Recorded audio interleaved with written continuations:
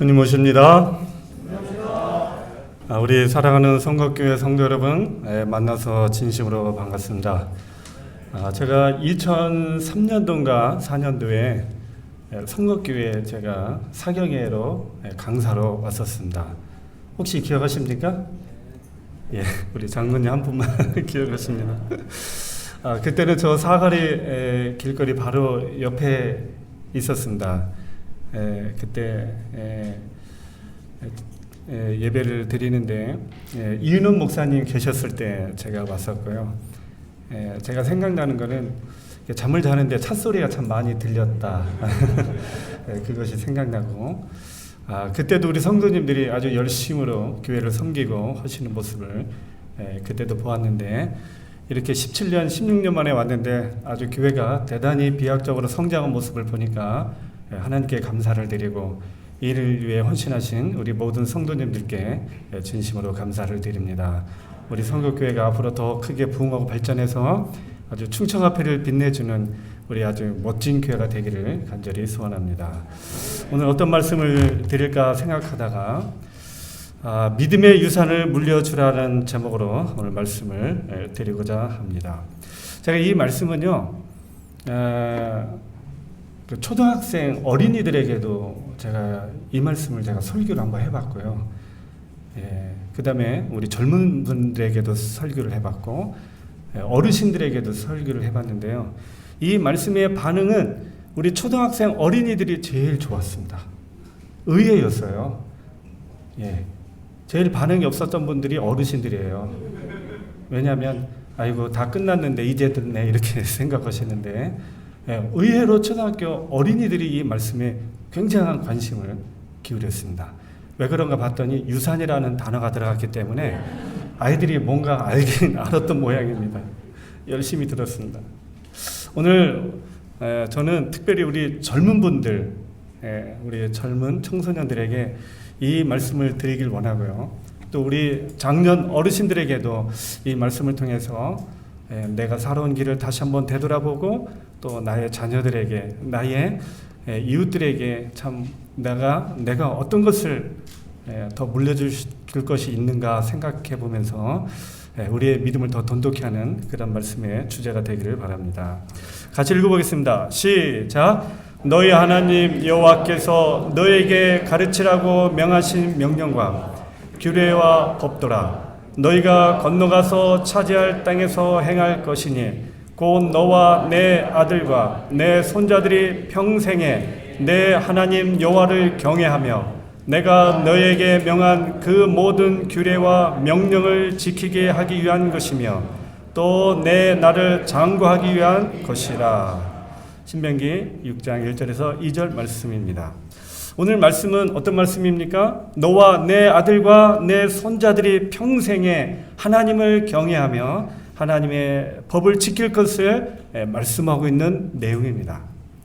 우리의 부모와 우리의 자녀들이, 우리 온 가족들이 믿음 안에서 사는 모습이 참 얼마나 감사하고, 또 우리 가족들이 원하는 바이고, 우리 가족들이 그것이 제일 행복한 그런 모습이 바로 이 신앙을 유지하고 이 믿음을 자녀들이 잘 전수받고 또 부모들이 잘 물려주는 이 모습이 신앙의 아름다운 모습이요, 우리 가족의 아름다운 모습이라고 생각이 됩니다.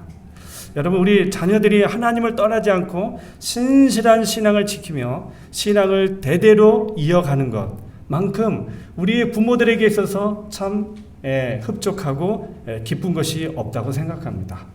맞습니까? 저는요, 저희 할아버지 때부터 신앙을 했습니다. 저희 할아버지가 일제시대 때 18살에 이 재림신앙을 받아들이셨어요. 저희 할아버지가 30세에 장로가 되셨습니다.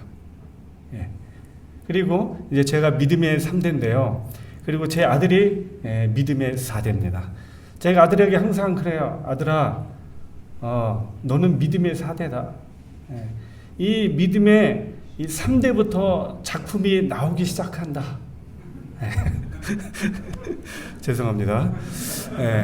믿음의 3대부터 뭔가 작품이 나오기 시작하는데 3대, 4대, 5대부터 작품이 나오는데 네가 하나님의 아주 좋은 믿음의 작품이 됐으면 좋겠다.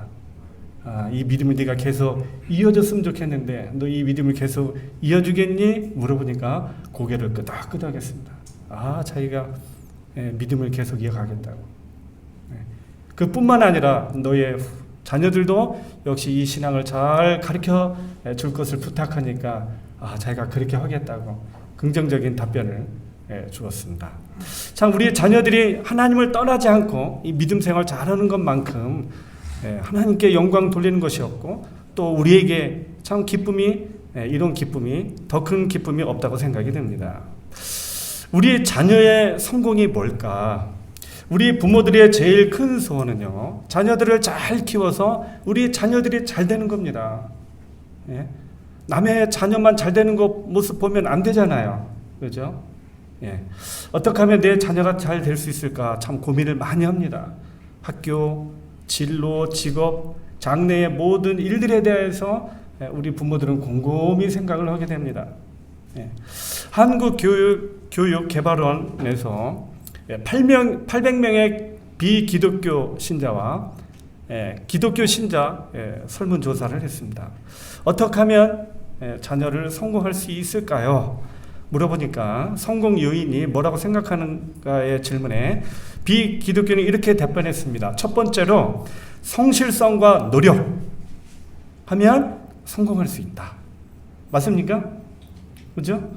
두 번째로 학벌이 좋아야만, 그 다음에 연줄이 좋아야만 성공할 수 있다라고 또 답변을 했다고 그래요. 세 번째로는 가정 배경이 좋아야 한다고 합니다. 여러분 가정 배경도 중요하죠? 그렇죠? 가정 배경도 참 중요합니다. 그러나 하나님을 모르는 사람들은요, 이 성실성과 노력이 자녀들이 성공하는 가장 중요한 요소라고 꼽았습니다. 하나님을 믿는 사람들은 어떻게 대답했을까요? 신앙을 얘기하겠죠? 근데 의외의 답변이 나왔습니다. 하나님을 믿는 사람들이 이렇게 답변했습니다. 자녀의 성공 요인이 뭐냐? 첫 번째로 학벌과 연주를 얘기했습니다. 좀 깜짝 놀랐어요. 두 번째로 성실성과 노력이라고 말했고요. 세 번째로 신앙이 성공 요인이라고 말했습니다. 원래는 신앙이 몇 번째로 나와야 돼요? 첫 번째로 나와야 되는데요. 이 신앙이 세 번째로 밀려나 있는 모습을 보게 됩니다. 여러분, 이 조사를 보면 오히려 이 믿는 부모들의 생각이 오히려 더 건전치 못한 것을 보게 되는데요. 믿는 부모들의 답변이 믿음과 신앙이 성공 요인의 첫째 요소라고 답을 해야 되는데 전혀 그렇지 못한 모습을 보게 됩니다. 여러분, 이렇게 믿는 부모들이 이런 생각을 가지고 있으니 우리 자녀들에게 어떻게 이 믿음에 대하여 신앙에 대하여 올바른 관념과 개념을 심어줄 수 있겠습니까? 그렇죠? 자녀들의 신앙 교육에 대한 관심이 조금은 떨어질 수밖에 없고요. 자녀들의 신앙을 장담할 수 없는 우리 믿는 부모들의 어떤 생각을 가지고 있는 것을 보게 됩니다. 우리 자녀들을 어떻게 키워야 되나? 저희 집사람이 이번 휴가 기간 동안 어느 여집사님을 좀 만나 뵙게 되었습니다. 보니까 이 자녀들이요, 4명인데요. 3명은 의사입니다. 3명은 의사예요. 미국에서 공부 잘 해와가지고요. 한국에 와서 다 의사가 된 겁니다. 연세대, 고려대, 아주 대학도 좋은 학벌을 갖고요. 과도 아주 좋은 과 나와서 아주 잘 살고 있어요. 그리고 막내 아들이 제일 안 됐는데요. 약대를 나와서 지금 약사를 하고 있습니다. 참 좋은 학벌을 가지고 있고 아주 잘 사는 배경을 가지고 있는데 이 집사님 마음에 큰 부담이 있는데요. 그게 뭐냐면 이 4명의 자녀들이 다 신앙을 안 하고 있다는 겁니다. 참 이것을 보면서 우리 자녀들의 성공의 기준과 목표에 대해서 참 생각하게 만들게 되었습니다. 어떻게 키워야 되나? 부모 생각대로 키워야 할까? 아니면 하나님의 말씀대로 키워야 할까? 아니면 자녀의 생각대로만 키워야 할까? 우리가 좀 생각을 좀 곰곰이 해봐야 될 줄로 믿습니다. 우리 자녀들을 어떻게 키울 것인가? 이것에 대한 답은요. 답은 믿음의 유산을 물려준다고 생각하며 키우라는 것입니다. 우리 자녀들에게 어떻게 하면 이 재림신앙을 잘 물려주고 하나님을 잘 섬기고 경외하며 행복한 믿음의 가정을 꾸리고 또 그 자녀들을 믿음으로 잘 키울 수 있는 그런 영적인 유산, 믿음의 유산을 물려준다는 생각으로 우리 자녀들을 키우라는 것입니다. 여러분 이런 생각을 마인드를 가지고 자녀들을 키우게 되면요, 우리 자녀들에게 어떤 꿈을 심어주고 어떤 공부를 하게 하며 진로와 미래에 대해서 우리가 더 진지하게 생각할 수 있고 구체적인 계획과 목표들을 가질 수 있다는 것입니다.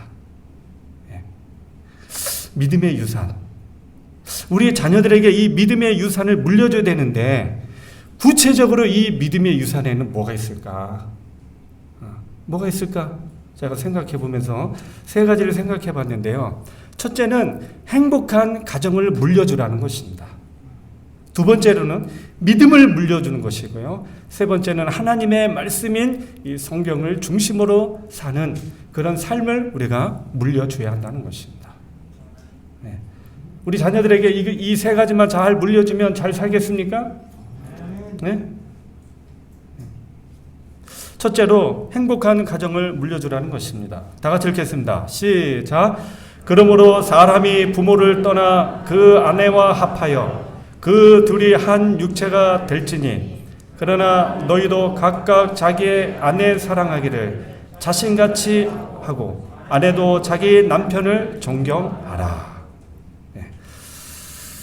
먼저 첫째로 우리 자녀들에게 행복한 가정을 물려주라는 것입니다. 행복한 가정은 어떤 모습이고 행복한 가정은 어떻게 이루어지고 행복한 가정은 어떤 삶을 사는지를 우리 자녀들에게 긍정적으로 보여주라는 것입니다. 여러분 이것을 우리 자녀들이 봐야만, 그렇죠? 이 행복한 가정에서 행복과 기쁨과 만족을 느껴야만 우리 자녀들도 역시 그 행복한 가정을 만들어낼 수 있다는 것입니다. 행복한 가정 모습을 한 번도 본 적이 없는데 행복한 가정에 대해서 생각할 수 있겠습니까? 그렇죠? 세상에서 자녀들에게 행복한 가정의 모습을 보여주는 가정은 얼마나 될까? 한번 찾아보니까요. 행복한 모습을 보여주는 가정은요, 500가정 중에 1가정, 2가정밖에 안 된다고 해요. 우리 이나랑 사모님은 행복한 가정을 되고 있습니까? 네?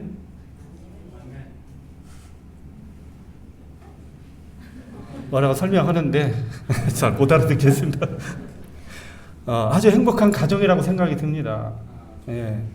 우리 장로님들, 집사님들 행복한 가정이 되셔서요, 우리 자녀들이 이 가정에서 정말로 평안함을 느끼고 쉼을 얻고 참 밖에서 여러 가지 스트레스와 고통과 어려움을 이 가정에서만큼은 다 풀어낼 수 있는 그 가정을 우리 부모들이 만들 책임이 있다는 것입니다. 그렇죠? 여러분 부모님이 싸우는 모습 보면 누가 제일 힘들고 어려울까요? 자녀들이에요. 그렇죠? 1살에서 7살 자녀 앞에서 싸우는 부모들은요, 자식을 괴물로 만들 수 있다는 겁니다. 저도 어렸을 때 생각이 나요. 저희 어머니 아버지가 뭐 가끔 싸우세요. 저희 집도 가끔 저와 우리 집사람이 싸워요. 제가 이 얘기했다고 또 너무 심각하게는 보지 마시고요. 다 그렇잖아요, 그죠? 근데 저희 어머니 아버지가 막 싸우시다가 어느 한순간을 봤는데 얼마나 화가 나셨냐면 갑자기 밥 먹다가 밥상을 두 손으로 딱 잡으시는 거예요. 그때 어린 마음에 속으로 엄청나게 긴장감이 왔습니다. 야, 잡으셨다. 좀 있으면 들으시겠다? 엎으시겠다? 뭔가가 날아가겠다 생각을 했어요. 근데 저희 아버지가 딱 잡으시더니 엄청난 분노를 참으시는 것 같더니 놓으시더라고요. 그때 제가 가정의 행복을 느꼈습니다. 안 둘러엎으셨다. 제가 그 아버지의 그 정신을 이어받아서 아무리 밥상에 화나도요, 절대 집어 던지고 없고 그러지 않습니다. 예, 아버지의 정신을 잘 이어받았습니다. 이 자녀들이 이 어머니, 아버지의 이 부부싸움에서 굉장한 좌절감을 느낀다고 합니다. 예. 거기서 막 날라다니고 깨지고 부셔지고, 예. 제 친구 아버지 어머니는요, 막 두 분이서 그냥 머리끄댕이 잡고 싸우세요. 근데 그 친척 대신은, 예, 우리 먼 친척 대신은 우리 아주머니께서 힘이 더 세셔가지고요, 아저씨가 맨날 당해요. 아주 멱살 잡고 던지면 그냥 뒤로 막 넘어가셔요. 아, 어린 마음에 여자가 더 세구나 그런 생각을 했는데, 그 싸울 때 그 내 같은 또래의 그 자녀가 3명 있는데 막 우는 겁니다, 옆에서. 예. 1살에서 7살 어린이가 부모의 싸움에서 느끼는 두려움의 수치는요, 마치 전쟁에서 수류탄에 맞아 부상으로 죽어가는 동료들을 보는 어느 한 군사가 느끼는 아주 극심한 공포심과 똑같다는 겁니다. 예. 그리고 그 싸우는 것을 자주 본 아이들은요, 자율신경이 아주 민감해지는데, 이 스트레스와 자극이 오면 600번씩이나 자율신경이 발작을 일으킨다고 합니다. 600번씩이나. 600에서 800번 발작을 하게 되면은요, 평상시에 정상적인 삶을 살 수가 없다고 그래요. 너무 두렵고 민감하고, 막 흥분이 돼가지고요, 정상적인 삶을 살 수 없다고 합니다. 문제 학생들의 90%는 바로 어머니, 아버지의 싸움 때문에, 갈등 때문에 상처받는 아이들이라 그럽니다. 근데 문제는 뭐냐면 이것이 대물림이 된다는 거예요. 대물림이. 나는 커서 아버지처럼 되지 않을 거야 말하지만, 정작 나중에 보면 아버지처럼 똑같이 가정폭력과 알코올 중독과 그런 삶을 살고 있다는 것입니다. 이게 바로 대물림이라는 것인데요. 대물림이란 사물이나 가업이나 정신 따위를 후대의 자손에게 남겨주어 자손이 그것을 이어나가는 것, 이게 바로 대물림입니다. 대물림은 부정적인 것이 있고 긍정적인 게 있어요. 그렇죠? 부정적인 것으로 빈곤, 가정, 폭력, 알코올 중독, 흡연, 질병, 그 다음에 무당도 대물림 됩니다. 예. 하나님 믿고 교회를 다니는 거 절대로 가볍게 우습게 생각해서는 안 돼요. 그죠? 긍정적인 것, 좋은 믿음, 또 성실한 인격, 행복, 착한 인성과 품성, 이런 것들도 역시 대물림이 된다는 겁니다. 예. 여러분, 긍정적인 걸 많이 물려줘야 되겠죠? 그렇죠? 예.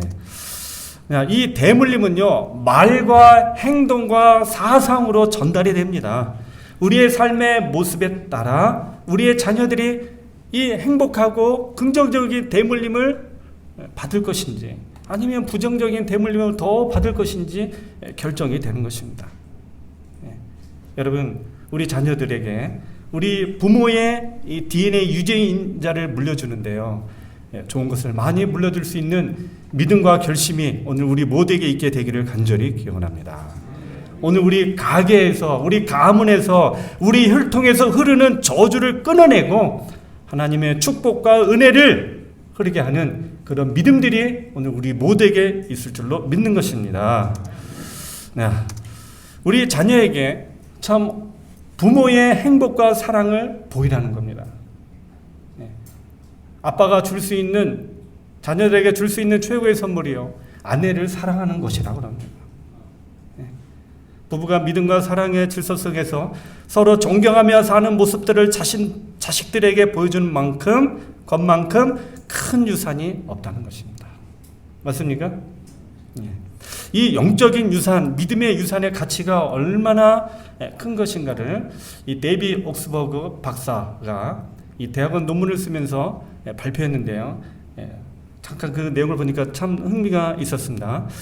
부모가 서로 사랑하고 존경하는 모습을 볼 때 값으로 따지면 얼마나 될까요? 얼마나 될까요? 최저시급 8,900원이요? 예? 아, 그렇지 않아요. 굉장히 비싸더라고요. 달러로 4,000달러입니다. 우리나라 돈으로 약 480만 원, 500만 원이라고 그래요. 한 번 보여주는데, 부부가 서로 사랑하고 존경하는 모습을 한 번 보는데 그게 무려 500만 원이라고 합니다. 굉장히 크죠. 가족과 예배 한 번 드릴 때의 가치는 얼마나 될까? 요즘 비대면이라 가정에서도 예배 좀 덜 드리죠. 모이면 잘 안 된다. 네? 가정 예배 한 번 드리는데 만불이라고 합니다. 1,200만 원이요. 큰 돈이죠. 네. 어마어마한 가치가 있는 겁니다. 그러니까 우리 자녀들과 예배를 드리는 거는요, 아주 우리가 부모들이 정말 중요하게 생각하고 예배를 잘 드려야 됩니다. 여러분, 야곱, 아브라함, 우리 믿음의 조상들 보면 항상 어딜 가든지 또 하나님께서 엄청난 축복과 기적과 능력을 베푸실 때 단을 쌓는 모습을 보지 않습니까? 그게 하나님께 감사 예배를 드리기도 하지만 그 자녀들에게 뭐를 보여주는 거예요? 하나님 앞에 영광 드리는 모습, 예배 드리는 모습을 보여주는 실물 교훈이 되었다는 겁니다. 이 정신적, 영적 유산이 어떻게 형성이 되냐면요, 이 믿음의 가문의 자녀들은요, 매일 보는 것들이 있습니다. 첫째로 아침 일찍부터 부모가 정답게 마주 앉아 예배 드리는 모습을 본다는 겁니다. 둘째로 일찍 퇴근해 오시는 아빠를 가족들이 환영합니다. 셋째로 성경을 읽고 찬양하는 모습을 보고요, 성실하게 사는 모습, 부모의 사랑의 모습, 온 가족이 자주 한자리에 모여 앉아 화목한 모습들을 매일 본다는 겁니다. 좋은 모습을 보는 거죠? 그렇죠? 좋은 모습이 아니에요. 모습이죠? 그렇죠? 이렇게 산 하루의 값어치는 얼마나 될까? 이 데이빗 옥스버그 박사가 값어치를 계산을 했는데요, 무려 480억 원이랍니다. 480억.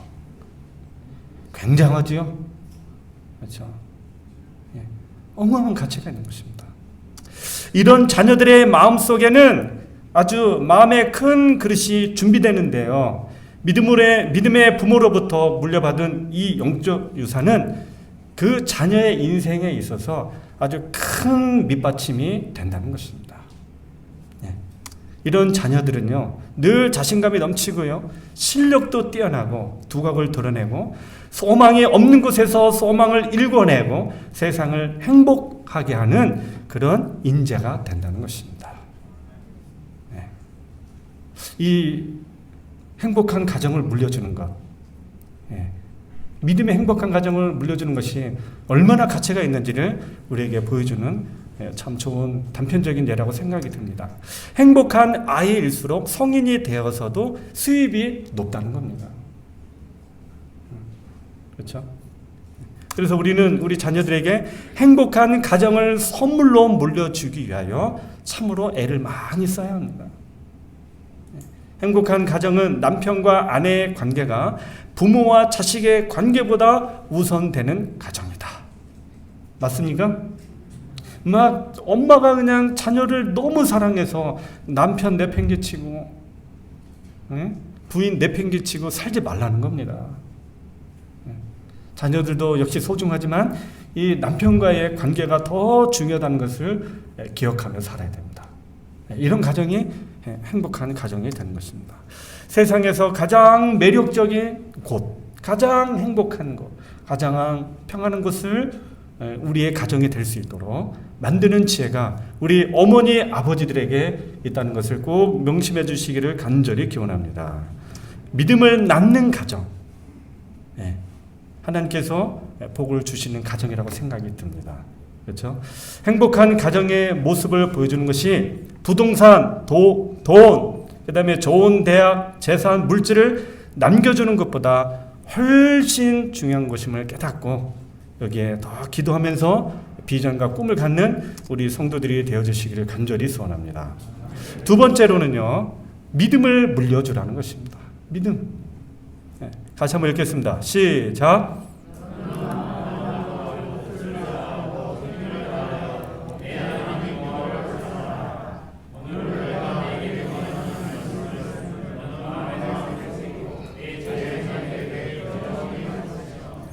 네. 너는 마음을 다하고 뜻을 다하고 힘을 다하여 내 하나님 여호와를 사랑하라. 그렇죠? 그리고 이런 마음들을 또 누구에게 가르치라? 우리 자녀들에게 가르치라는 겁니다. 네. 우리 자녀들이 참 하나님을 사랑하고 또 교회 생활을 열심히 하고 봉사도 열심히 하고 또 선교사의 삶을 보는 것, 참 우리 부모들이 얼마나 좋은 마음을 갖게 하는 것인지 우리가 더 이것을 좀 생각을 해봐야 된다는 것입니다. 부모가 물려줄 유산의 3등급이 있는데요. 3등급 첫째는요, 고기를 물려주는 것. 그냥 고기를 갖다 주는 겁니다. 2등급 유산은요, 고기 잡는 법을 가르쳐 주는 것. 1등급은 뭐냐? 고기를 지으신 분과 친하게 만들어 주는 것. 이게 1등급이라고 그래요. 예. 그렇죠? 네. 여기서 만약에 1등급 유산만 가지고 있으면 2등급, 3등급은요, 거저 소유하게 된다고 그럽니다. 근데 우리는 자꾸 3등급만 갖게 돼요. 3등급만 물려주면 나중에 이것이 이제 바닥이 나면 채울 수가 없다는 겁니다. 1등급 유산을 물려줄 수 있는 지혜가 우리에게 필요하다고 생각이 듭니다. 3등급 유산이 뭐냐면요, 돈, 재산, 대학, 현실, 성공, 이런 것들입니다. 두 번째 2등급은요, 처세술과 방법과 기술들을 가르쳐 주는 거예요. 제가 이 얘기한다고 해서 2등급, 3등급이 절대 이게 낮은 유산이라고 말하는 것은 결코 아니에요. 3등급도 중요해요, 안 중요해요? 예? 중요해요. 돈 있으면 좋아요, 안 좋아요? 아유, 좋죠. 그렇죠. 좀 불편해서 그렇지. 불편하지 않죠. 있으면 참 좋아요. 그렇죠. 없으면 참 불편하고 힘들어요. 고생을 많이 할 수 있어요. 그러나 이게 없다고 해서 불행하다, 인생 잘못 살았다 말할 수는 없는 거죠. 1등급만 가지고 있으면 2등급, 3등급도 우리가 얻을 수 있다는 것입니다. 미국 사람들은요, 미국 성공한 사람들의 80%는 부모의 재산을 물려받지 않았다는 겁니다. 물려받지 않았다는 거예요. 그들은 부모에게서 물질적인 것을 물려받지 않아도 좋은 정신이나 도덕, 인격, 양심, 검소함, 진실함, 성실함을 물려받아서 각 분야에서 성공을 했다는 것입니다. 이게 더 중요하죠. 우리는 이거를 심어줄 수 있어야 합니다. 대한민국 35년 전 100대 기업 중에서 지금까지 남아있는 기업은 딱 16곳밖에 없다는 것입니다. 다시 말해서요, 재물은요, 3대 이상 가기가 대단히 어렵다는 겁니다. 재물을 잊게 하는 정신과 사상을 주어야만 재물도 여전히 보존이 되고 유지될 수 있는 것입니다. 맞습니까? 그렇죠? 그래서 우리 자녀들에게요, 1등급 유산을 물려줄 수 있는 지혜가 필요한 겁니다. 우리가 남겨주는 모든 것은 다 시대와 환경에 따라 변합니다. 그러나 하나님은 절대로 변하지 않고 영원하시다는 겁니다. 우리가 이 세상을 떠난 후에도 자녀들의 인생을 돌봐주시고 이끌어주시는 분이 누구예요? 하나님이에요. 우리 자식들에게 남겨줄 수 있는 가장 큰 유산은 뭐예요? 이 하나님을 믿고 의지하고 전적으로 신뢰할 수 있는 신앙을 심어주는 것. 이것이 바로 우리가 물려줄 수 있는 가장 큰 유산이라고 생각이 듭니다. 맞습니까? 네. 그래서 어린 아이들일수록 이 신앙을 빨리 심어주고요. 네. 어린 아이였을 때 이 신앙을 빨리 확신하고 결심하고 이 신앙을 끝까지 유지할 수 있는 그런 기초적인 마음을 심어줘야 되는 겁니다. 교인들의 86%가 14세 이하의 어린 시절에 주님을 만났고 영접을 했다는 겁니다. 그렇죠? 여러분 마태복음 1장 읽어보면 아주 은혜가 넘칩니까? 아주 참 지루하고 읽기가 괴롭습니까? 마태복음 1장은 예수님의 족보 이야기가 나오지 않습니까? 누가 누구를 낳고 그죠? 마태복음 1장이 왜 재미가 없냐면 마태복음 1장의 이 족보는 나하고 아무 관련이 없다고 생각하니까 마태복음 1장이 지루한 겁니다. 여러분 집에 이 족보에 관한 책이 혹시 있습니까? 굉장히 두껍죠? 그런데도 그 책 보면 막 가슴이 떨려요, 안 떨려요? 떨리죠? 왜요? 거기에 내 이름이 있으니까. 나와 관련이 돼 있으니까 그래요. 그렇죠? 마태복음 1장은요, 참 우리에게 많은 것을 교훈을 주는데요. 예수님의 족보이고 믿음의 계보인데요. 낳고라는 말이 제일 많이 나옵니다. 이게 무슨 의미일까? 그리고 14대를 3번을 끊어서 말씀해 주시는데, 아브라함서부터 누구까지? 예수님까지 몇 대예요? 42대입니다. 보니까 믿음의 계보가 한 번도 끊이지 않았다는 겁니다. 그렇죠? 여러분, 우리의 이 믿음의 계보도 이렇게 끊어져서는 안 돼요. 그렇죠? 내 자손에게서, 내 손자에게서 믿음이 끊어진다고 하면 이거 얼마나 큰 손해입니까? 그렇죠? 이 유대인들과 이 그리스도인들을 좀 비교해 보면은요, 이 유대인들은 참 장점이 있어요. 그게 뭐냐면 혈통적인 자녀들에게 신앙 전수를 철저히 합니다. 아주 대대의 신앙을 얼마나 전수를 잘하는지 모릅니다. 하나님의 율법, 또 이 토라, 이런 하나님의 율법과 믿음을 아주 잘 가르쳐요. 아주 성실하게. 근데 단점은 뭐냐면 이방인들은 또 뭘 해요? 배척을 해버립니다. 온 세상에 복음을 전하지 못하고 하나님의 이 구원을 가르쳐주지를 않았어요. 이게 바로 유대인의 단점입니다. 그리스도인의 장점은 뭐냐면 온 세상에 복음을 전하여 많은 사람들을 하나님의 자녀로 만들었어요. 그런데 우리 그리스도인들의 단점이 뭐냐면 자신들의 자녀들에게는 말씀과 복음을 전수하는 데 소홀하여 믿음의 대가 끊긴다는 겁니다. 여러분, 우리 재림교도 지금 약간의 위기가 왔습니까? 위기가 왔어요, 안 왔어요? 위기가 많이 왔어요. 그래서 교회재난 보면 계속 대물림하자 그런 기사들이 많이 나오지 않습니까? 그렇죠? 믿음의 계보가 실패하는 이유가 있습니다. 첫째, 자녀 교육에 대한 중요성을 유대인만큼 절실하게 깨닫지 못했습니다. 둘째, 그들의 자녀 교육 방법이 유대인만큼 성서적이지 못했습니다. 세상도 따라가야죠. 믿음도 따라가야죠. 세상을 더 중시하다 보니까 다 놓치는 겁니다. 자녀들의 교육의 질이 유대인만큼 철저하지 못했다는 것입니다. 참 안타까운 일이죠. 그런데요, 이거를 잘한 우리 재림교회가 하나 있습니다. 어디냐면 루마니아 재림교회입니다. 오늘날 루마니아 재림교회는요, 동유럽, 서유럽을 통틀어 교세가 가장 큰 나라가 루마니아입니다. 여러분, 그 선교지 소식 보면 유럽 쪽에는요, 우리 재림교인들이 얼마 있지 않아요. 근데 루마니아가 제일 많습니다. 그 이유가 뭐냐면, 이 루마니아는요, 교회가 약 1,000곳이 있으며 6만 5천여 명의 재림 성도들이 있습니다. 특별히 루마니아가 1970년대 이 공산당 정부로부터 강제 해산을 당하여 교회가 문을 닫게 되었습니다. 그리고 복음을 전할 수도 없게 되었습니다. 이때 목사님들과 평신도 지도자들이 함께 모여 기도하고 의논하여 두 가지를 결의합니다. 뭐를 결의하고 의논하냐면, 첫째, 비록 재림 기별을 전파할 수 없을지라도 우리 자녀들에게 재림 신앙과 가치관을 철저히 물려주자. 아멘. 두 번째로, 자녀는 우리 교회의 미래 일꾼들이니 서로 기도해 주면서 그들의 재능을 잘 살려 훌륭한 전문가로 성장하도록 격려하자.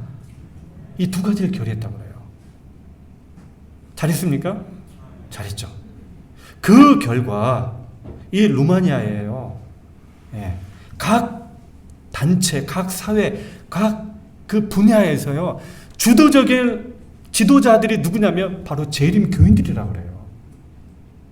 어디에든지 이 재림 교인들이 어느 분야에서든지 있어가지고요, 아주 두각을 나타내고 있다고 합니다. 참 우리에게, 이 자녀들에게 믿음을 물려주는 것이 얼마나 중요한 것인지를 우리에게 가르쳐주는 아주 중요한 예라고 생각이 듭니다.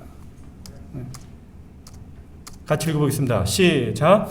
부모들은 주님께서 말씀하신 바를 자녀들에게 부지런히 가르쳐야 한다. 그렇게 할 때 하나님께서는 당신의 백성의 주위에 보호의 울타리를 치실 것임을 전사들과 사람들에게 보이실 것이다. 아멘. 여러분, 믿음은 우리가 주의 소임을 시인하며 그분의 소유된 축복을 인정한다.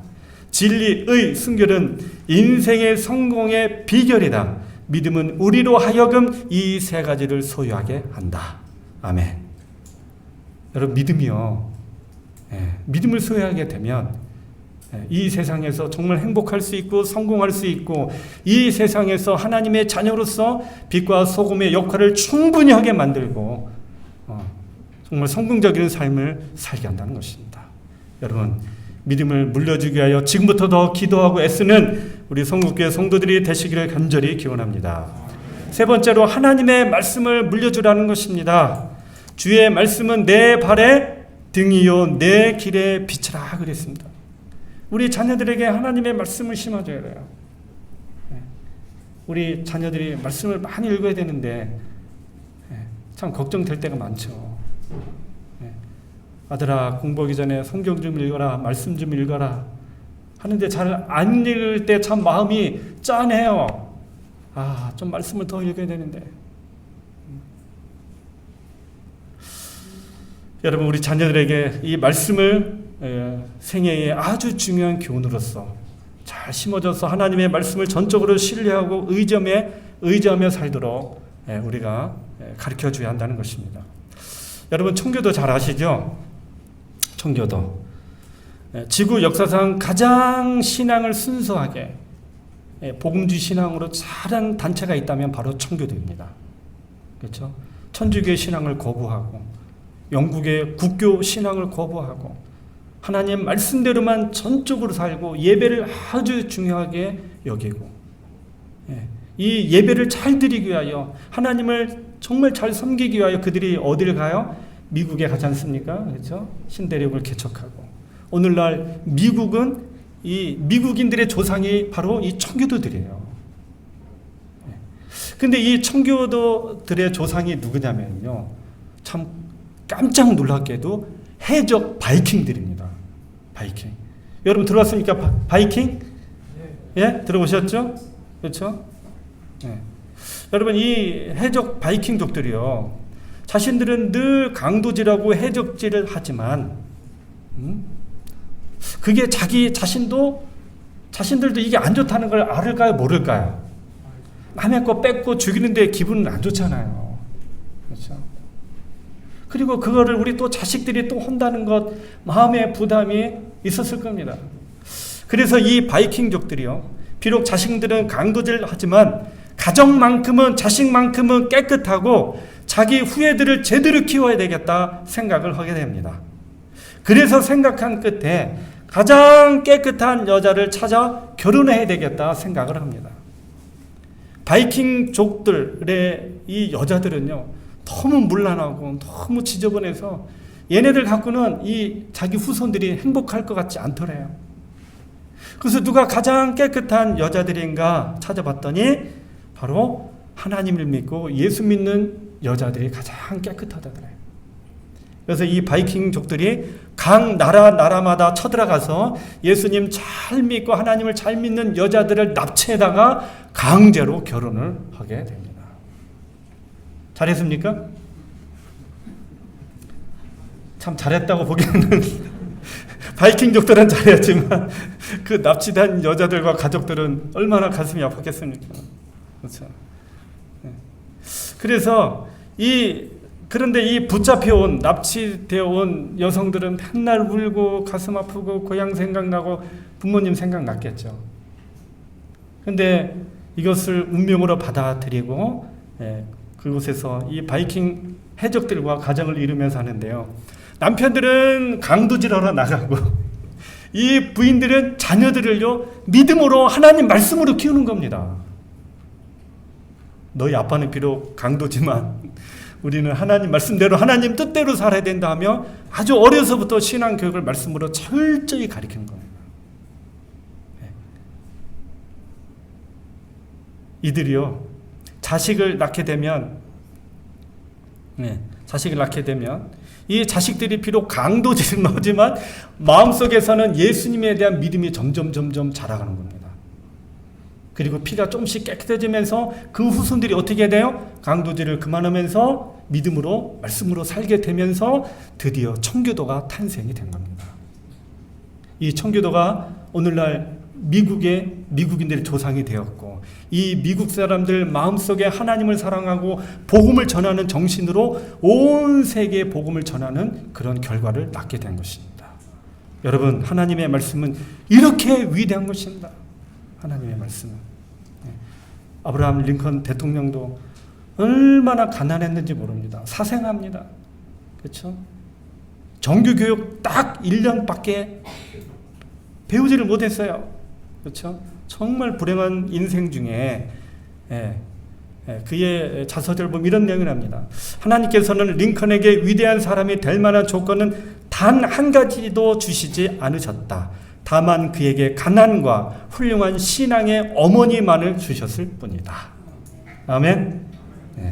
신앙과 하나님을 경외하고 섬기고 하나님의 말씀을 소중히 여기는 그 어머니 한 분으로 인하여 링컨이 평생 하나님 말씀을 의지하며 살았습니다. 링컨이 가장 좋아했던 성경절이요. 하나님을 사랑하는 자 곧 그 뜻대로 부르심을 입은 자들에게는 모든 것이 협력하여 선을 이루느니라. 아멘.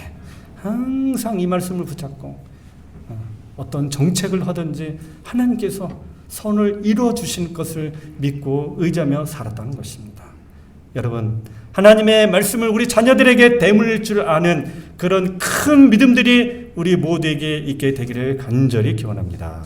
오늘 말씀을 줄입니다. 믿음의 유산을 물려준다는 심정으로 우리의 자녀들을 양육해 주시기를 간절히 기원합니다. 이것이 가장 중요한 일이요. 나의 가장 큰 사명임을 기억하고 믿음의 유산을 대물림하기 위하여 기도하고 노력하고 애쓰는 우리 성도들 되어주시기를 간절히 부탁을 드립니다. 또 하나, 이 믿음의 유산에는 행복한 가정, 또 믿음, 또 말씀을 생애의 최고의 유산으로 여기고 이 유산을 물려줄 줄 아는 우리 성도들이 되기를 바라면서 오늘 말씀을 마치겠습니다.